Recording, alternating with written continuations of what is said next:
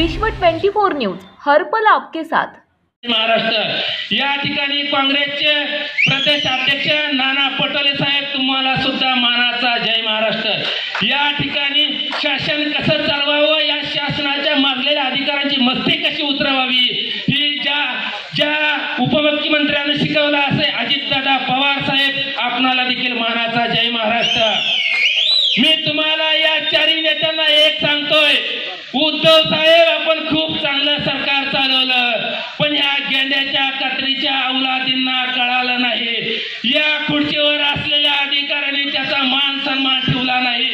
उद्धव साहेब आणि घेतलेल्या चारही नेत्यांना माझी विनंती आहे, तुम्ही मीटिंग लावा, या सगळ्या पोलीस यंत्रणेचा अधिकाऱ्यांचा याचा मुद्दा सगळं सरकार आल्यानंतर हिशोब घ्यायचा, एवढं लक्षात ठेवा।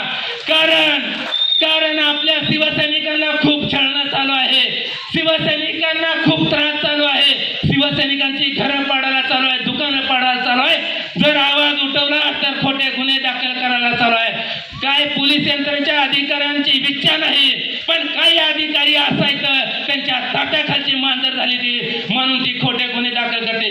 त्याही पोलीस अधिकाऱ्यांना माझं सांगणं आहे, आज जर सरकार या जातीवादी RSS भाजपचं असेल तर पुढचं सरकार शिवसेना पक्षप्रमुख उद्धव बाळासाहेब ठाकरेंचं असणार आहे।